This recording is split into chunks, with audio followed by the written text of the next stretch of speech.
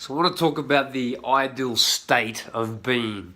And before you guys start judging and trying to think that I think I know it all, this is just a theory. I'm just philosophizing. I'm just giving what, in my experience, has happened to me and what seemed to be beneficial for me. And I've found that when you can go to the extreme of the yin and the yang in all domains of life, not just male and feminine, but hot and cold, whatever it is, without going to the polar opposites of being really sad and really happy, you're not going to really have a good barometer of what it is to be in the middle, right?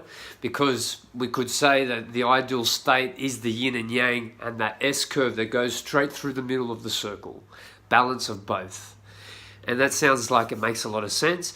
That's how I think the ideal state is to be. You pull from each one when you need to, but you try and stay in the middle most of the time.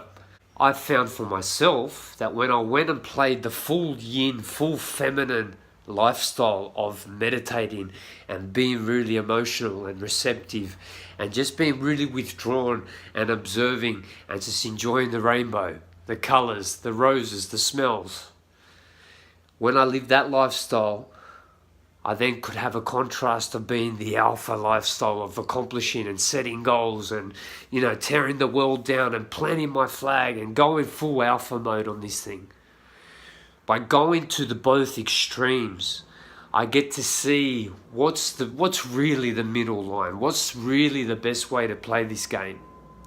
Because if you only go to 3/4 of the way, you're not getting the full spectrum of each quality. So you're only going to have such a limited result in your fulfillment in life. Because your inner game, what's inside of you, is a reflection of what's outside of you. So if you're not willing to play the colors of life, you're not going to see them out in the reality outside of you. Oh, Shane, that sounds cool. Does it? Or what about going to the full depths of sadness and pain and misery and darkness? Hey, now it's not so cool, is it? Right? And that's what I'm talking about. In every area of life, you go to the extremes so that you can appreciate the other opposite end of what it is that you're trying to do. So, let the tears go. Let the grief play out. Don't hold back. Because the extent that you hold back on the grief and the sadness is the extent that you hold back on your happiness and fulfillment and joy. Right?